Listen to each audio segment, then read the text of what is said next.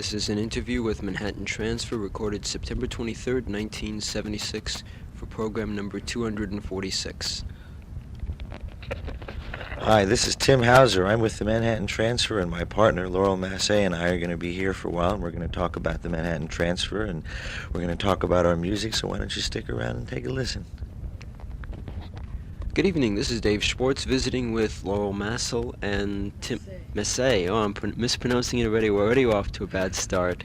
And Tim Hauser of Manhattan Transfer. Welcome to Spotlight on a Star. Nice to be here. Thank you. Welcome to you. Tim, how did the group get together in the first place? Well, the group had existed in my mind somewhat in a somewhat fragmented manner for about a year, and I had ideas of this kind of thing back as far as 1966, 1967. And I had originally had a group called the Manhattan Transfer that existed from 1969 to 1971 that disbanded after making one album with Capitol Records called Jukin, and the group disbanded because of differences in artistic direction, for want of a better or choicer term, and I had left because I wanted to do the kind of things I'm doing now. I wanted to explore swing and big band music and early rhythm and blues because no one else was doing it, and I was very anxious to get into a particular area of pop music that was kind of virgin territory, because I hate doing things that other people are doing and kind of getting into that whole sort of thing. And my partners at the time were kind of, they wanted to go in a direction that I felt was being done either better or just as well by other artists, and that really didn't interest me, so I kind of left. And to support myself, I worked construction for about 2 months, and then I worked as a cab driver in New York City, all these great jobs at night, dangerous things, almost got killed and all that kind of stuff. But the first year I drove a cab for 2 years, and the first year I drove, I kind of really got a chance to assemble all my thoughts, because I'd be out there every night driving around by myself, and gives you a lot of time to think and kind of put stuff together. And I picked up a lot of material, things like Blue Champagne and Candy and You Can Depend on Me, and a lot of the early stuff I just kind of had sitting around with ideas for arrangements. And then around February or March of 1972, I met Janice and I met Laurel through the cab. Laurel was a passenger, and Janice was not a passenger, but a friend of hers that she had been working with was a passenger. And when I met Laurel and when I met Janice, both of them were familiar with my old group, which kind of established a basis for conversation and then subsequent friendship. And I had been working on a project at the time, a recording project, to get myself going again in the business, and was looking for background singers, female background singers.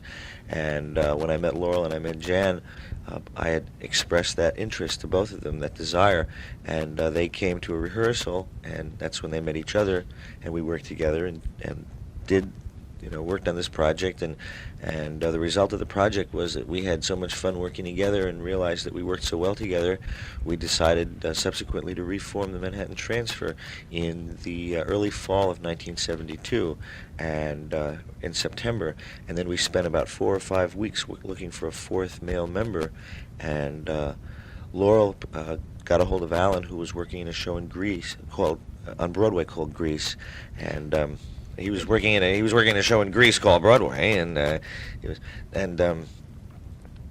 he had the role of Johnny Casino in the show. He had kind of a starring role, and Laurel brought him down to rehearsal one night, and we kind of explained to him what we were interested in doing, and sang a few things for him that we had worked up, like Jabba Jive and That Cat Is High, and he was quite interested, and he kind of felt that it sort of expressed a lot of feelings that he had about what he'd like to do as a singer. So decided to give it a go, the four of us, and we rehearsed together for 6 months every day faithfully, and after that period of time we went out and started to work, and it was just a matter of time. We just kept trying to build up our following in New York, and then subsequently got our recording contract, and of course I'm capsulizing everything.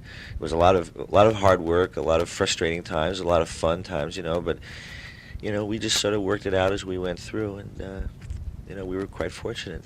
All the nice things happened to us.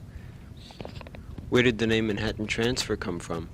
The name Manhattan Transfer comes from a novel that was written by John Dos Passos called Manhattan Transfer, and he got the title, as I understand it, he got the title from there's a place in New Jersey down by the Hoboken Piers called Manhattan Transfer, and it's a place where the trains, this may not be correct, I believe this is what it really is where the trains switch from electric to diesel before going into New York, because the trains running up and down the Jersey coastline are all, they run electrically, or they run diesel, and they run diesel and they switch to electric up in North Jersey, and that's the transfer point. And they go into New York, or they used to go into New York on the ferry, or something like that. But actually, Manhattan Transfer is a point in New Jersey. Okay, time now for some music, and the first song we have coming up is a song called "Don't Let Go." Okay, Don't Let Go. I'm assuming that by the microphone that's pointing at me that you want me to say something about Don't Let Go. Don't Let Go was originally done when, Tim? It was written by a cat named Jesse Stone, who used to write a lot for Atlantic Records back in. He wrote for the Drifters. He was a rhythm and blues writer, and a very good rhythm and blues writer too. And the song was first recorded by Roy Hamilton, right, the late Roy Hamilton, in 1958, and it was a big hit, especially in the rhythm and blues field. It became a real big smash, real fast. And Commander Cody and his Lost Planet Airmen recorded it. And the Manhattan Transfer did it, yeah. Yeah, and let me see. We recorded this one. We recorded the basic tracks for this one in New York using a lot of the rhythm section that we used on our first album. And Janice Siegel sings the lead on it. And I think just outdoes Roy Hamilton, everybody else, whoever did it. And we dance, which of course you can't see on the record. That was Sweet Talking Guy. I consider that a Brooklyn tune. That's a real Brooklyn song. Yeah. Can't say that about too many tunes, but that is. Very SH, as we say, very stiletto heels. Yeah, that's right. Okay, Dave Schwartz back here with Tim and Laurel from Manhattan Transfer. And why the change in direction for the group? I notice now that you've changed the group around. You're going a slightly different way. Well, it's not so much a change as it is an extension. You can't, especially in the music business as performers, you can't really stay in the same place for very long. You run the risk of boring your audience, and even worse than that, boring yourselves. So what we've done with our album that was just released, Coming Out is the name of the album, on Atlantic Records, is try to extend our limits. Our first album was primarily tunes culled from the music of the 30s, 40s, and 50s. And in this album, we've taken not necessarily entirely new tunes, but we've taken a more contemporary approach with the songs to show that we can do more kinds of music than we've been associated with. We ran the risk for a while of being labeled as a nostalgia act, which is fine, except that people automatically assume that we don't do anything except 30s love ballads, which is not where we're at. We do all kinds of music, and the only thing that's keeping us from doing more kinds of music is the time to learn the songs. We intend to stretch out in every possible direction, but this album is the first step, the first kind of silly putty stretch out extension of what we do. Okay. How did the idea of having a group that's actually involved in a lot with nostalgia come about? Well, see, like I mentioned before. Did you hear what I just said? No. You see, when I first had this idea, I've always been in singing groups, and I decided that I finally got to a point in my life after having worked in business for 5 years in New York that I didn't want to work anymore, because it bored me. I decided that I was a singer, and I like to sing in groups, and that's what I like to do. And I like to collect records, and I like to sit and listen to them, and I like to be disc jockey on the radio, all kinds of stuff like that. But that's it, and so I said, well, I'm going to go back, and that's what I want to do. But then, after I decided to do that, then I figured, well, as long as I'm going to do it, I might as well, really do it. And so I looked around and I saw what everybody else was doing. And so it was a matter of deciding what I didn't want to get involved in. And what I didn't want to get involved in was what everyone else was doing. So then I had to stop and take a look at what they weren't doing and then decide whether or not, what wasn't there kind of fit with what I like, because you don't want to do what you don't dig, And one of I was, quite aware of the fact that swing music and bebop music and big band stuff and 50s R&B, not the surfacey stuff that was out there, but the real kind of, little more down in the street kind of thing. You know, people just weren't doing that. And I happen to really dig all that kind of stuff, so I figured, well, you know, great. No one else is doing it, and I like it, so I'm just going to try to find other people who like it too, and we'll do it. Now, what groups would you say that you borrowed ideas from for Manhattan Transfer or have influenced your style? Oh God, Every vocal a lot of that ever existed. yeah. For the harmony structure, the Pied Pipers, and the Count Basie saxophone section, and as far as styles, just different styles. My God, I mean, Frankie Lyman and the Teenagers. You know, it's like all or nothing. You know, I'm trying to be, you know. Frankie, well, Frankie Modern Lyman, Airs, Modern Airs, the Pied Pipers, Four Vagabonds. the Four Vagabonds, great admiration for a group called Singers Unlimited. Right. Four Freshmen. Four Freshmen, the Beach Boys. Lambert Hendricks and Ross, Lambert the Hendricks Beach and Ross. Boys, the Beatles, Queen. There's hardly a group that sings that you couldn't throw in this list because we listen constantly. Tim especially is, I mean, you can't walk by his apartment at night without hearing strains of music coming on. I mean, he's always listening to things. We're always doing our homework, and the influences by this time, I mean, when we first got together, we were four people who had four very different backgrounds in music, so you have influences that range over such a broad spectrum of musical knowledge that it would be easier to make a list of who hasn't influenced us. You know? See, and what's interesting is there are a lot of groups that you've probably never even heard of. Like, I'll just name, well, maybe you have heard of them: the Channels, the Charts, the Harp Tones, the Heartbeats, Sherman and the Darts. You know, the Friendly Brothers, the Phi Tones. You know, well, Little Anthony and the Imperials you've heard of, but the Chesters you've never heard of, even though it's the same group. The Love Notes, the let's see, Louis Lyman and the Teen Chords. I'm not jiving. This is all like for real, you know. What was that girls group that you and Richard were always talking about that you wanted Janice and me to sound like? The Bobettes? The Bobettes. The Bobettes, yeah. And there was a great song by them I figured out the other day we could do. It's called "He's a Bad Motorcycle, Vun Vun Vun." The influences are all-encompassing.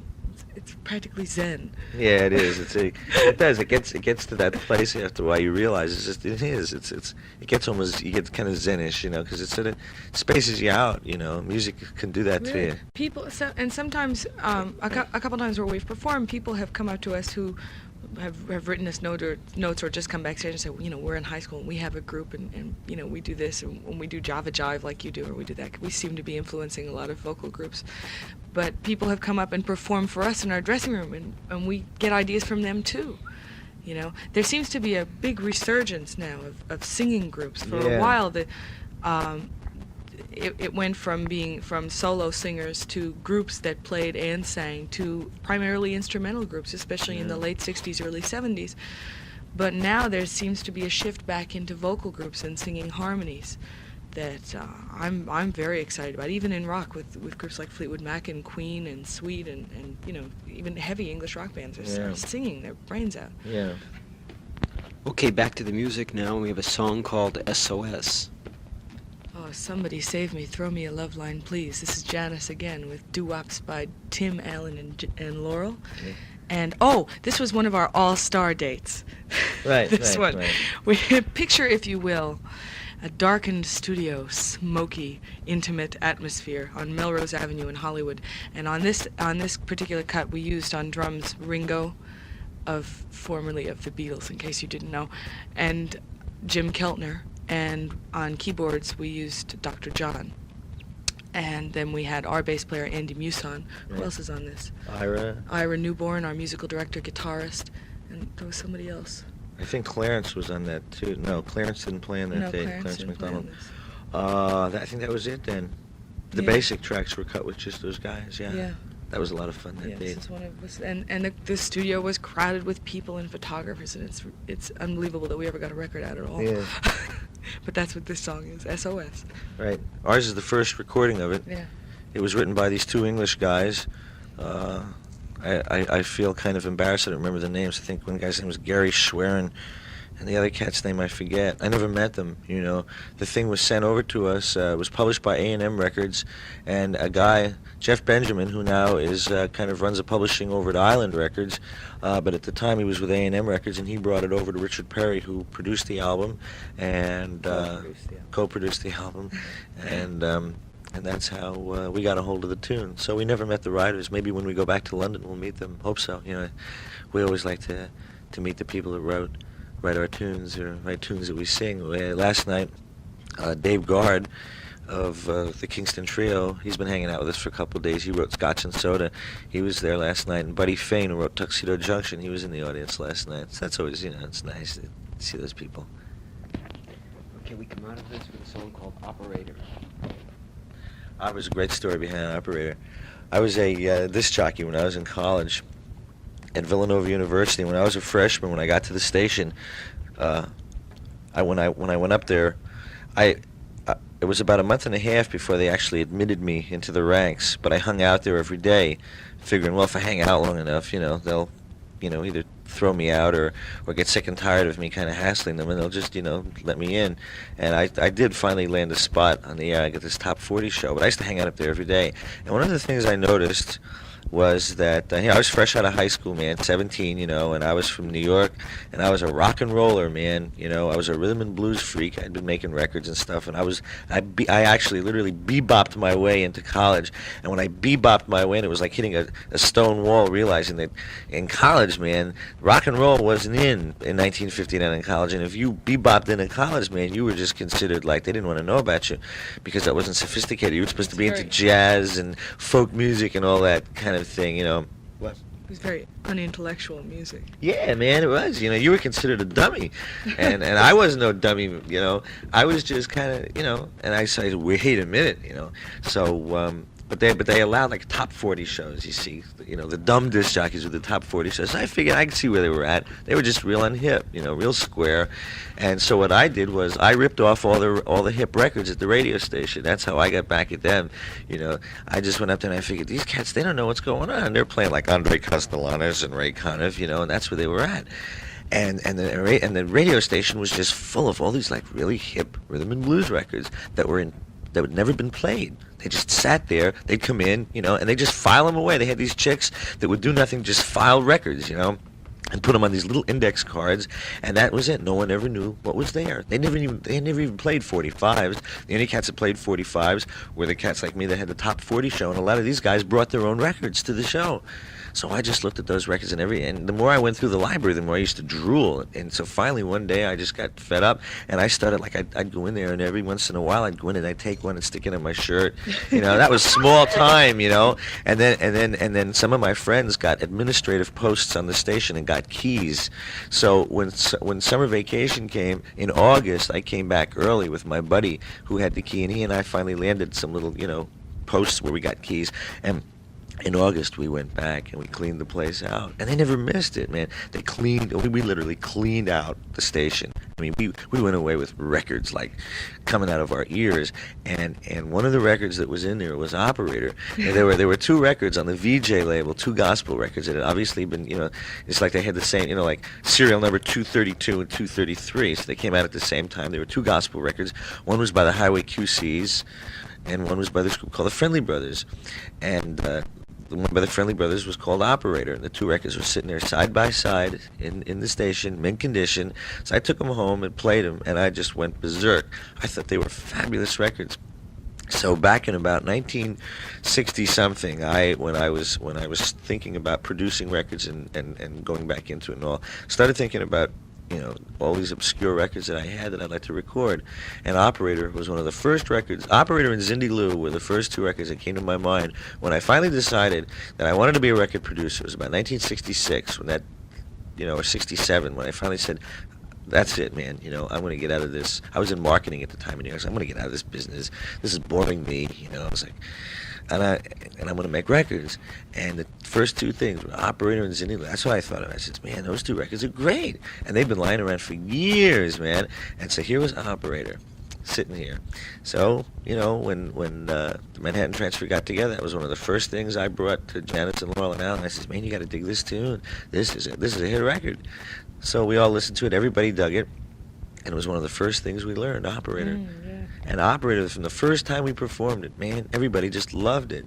So it made me feel real good, because something that I'd always been feeling for years, and feeling, well, geez, if I feel this way about it, man, a lot of other people are probably going to feel the same way about it. And to watch the audience freak, I still feel that way every night when I get up there and I watch people freak on operator. I think back to that time when I stole the record out of the radio station, figured this record is too good to just sit around, And it was written by this cat named Bill Spivery, who's from Cleveland. He has a gospel show. He's a disc jockey. We didn't know this until one day last year. We were reading the Atlantic weekly newsletter that Atlantic Records puts out and prints little, gossip and stuff. And who knows where they get some of this information. And there was a little blurb about, the guy who wrote Operator's a disc jockey and this and that. So we figured, well, next time we go to Cleveland, we'll look the cat up.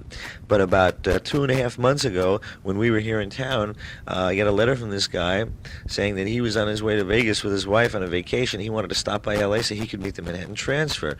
And so one night, he came into town. We took him out to dinner to Lucy's El Adobe Mexican restaurant. And the guy and his wife had never had Mexican food before, and they didn't know what to expect. They thought we were going to burn their heads off or something, And the guy comes in with this tape recorder, this big portable tape recorder, to interview us in the middle of Lucy's, And Lucy's is kind of, I don't know if you've ever been there, it's like a lot of politicians always hang out there in the back room. And musicians, too. Musicians, people from the news. Yeah, and it's a real noisy place, and this cat's sitting there with this, and the thing starts feeding back right in the middle of the restaurant, this loud feedback, and the guy starts panicking, and he's almost trying to put it under his coat, because he can't turn it off. It was a panic, But the cat, he was a real nice guy. So we did a little interview with him, and then we brought him over to the recording studio where we cut the record and showed him around. We took pictures and stuff, and he was real pleased, He's writing again. He's writing again, man. The cat laid a cassette on us of tunes that he wrote. Like, he felt he was like a failure as a songwriter because he'd never made it and nothing happened. And then all of a sudden, after like 16 years, all of a sudden Operator becomes a hit record. Must have freaked him out, So it inspired him to write again, which I think is beautiful. And the cat is a good writer, and he laid this cassette on us, and he must have had 10 songs on the cassette, and 3 of them were great songs, and one of them we're interested in doing, which is not bad, man. That's a good, that one, I can't win, Oh, yeah. We were listening to that again in the car, Janice and I. It's fabulous. Mm-hmm. So that's, interesting stories come out of little things that you do, just out of one moment of theft. All of this happened. One moment of crime. Yeah. And a lifetime is warped. Yeah. Like I was saying, a coca-wiki shay. That is inane. That was the thing that I loved when I heard Cindy Lou. Cindy Lou came out of L.A. in 1955 by a group called the Chimes, who also made a record called Chop Chop Boom. There was a whole period in the early 50s with... This is something that has never been explored by anyone, and it surprises me because it's extremely hip. There was a period in rhythm and blues, and a lot of this happened in L.A., more so than anywhere else, I think, where a lot of lyrics to songs, it got to the point where it was almost Dada, very, very surreal lyric writing. Frank Zappa is the only person that I know, well, I'm into it, but the only person other than myself who's really into this kind of thing. Frank Zappa, when I first came across his music and used to go and see him perform a lot, I became aware that he was hip to this kind of scene. Is he into that too? There was a group from LA called Vernon Green and the Medallions, who made records like Buick 59 and Speeding.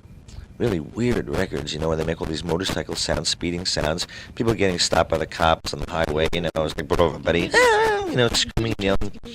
No, they didn't do Transfusion. The Transfusion came out of, I think it came out of L.A., yeah, it came out of L.A. or it came out of Nashville, but Cindy Lou came out of L.A., and when I first heard Cindy Lou, the Coca-Wiki no, Coca-Wiki shay, that kind of chanting, this is not like, it sounds like these cats are from Africa or from the South Sea Islands, but, they're from L.A., man, which is probably even weirder, They're from, like, Taco Bell. Can you imagine, like, 5 guys standing around Taco Bell going, Coca-Wiki no, a Coca-Wiki shay, it's beautiful, So, I thought it was perhaps one of the most diseased records I had ever heard, and the value of that was incredible. So it just stayed in my head all this time, and it was just one of those things I'd always had in my heart set on recording, because it's kind of demented, fun. This song also has the SOS rhythm section of Ringo Starr and Jimmy Keltner on drums and Dr. John on piano, and Clarence McDonald I think also played on this one. Right. And, Right. And Bobby Hall, did Bobby Hall do the percussion on this? Yes. Bobby Hall was a great percussionist who did all the Motown records, a fantastic lady, really good. And then our Andy Muson on bass, and Ira Newborn, our musical director at guitar, on guitar, oddly enough, and us on voices. Who sang on this one? No, we didn't. We did. When we cut it in the studio, Dr. John was real hip to the tune. That really helped. His piano playing on it is incredible, because he used to work. The chimes recorded for Specialty Records in Los Angeles, and Dr. John Mac used to work for Art Rupi, who owns Specialty Records. So he was familiar with the catalog, was familiar with the chimes, so he knew the tune, And when we first started, I was trying to figure out. I said, how am I going to explain this tune to him? I said, because he's like, his New Orleans. Anyway.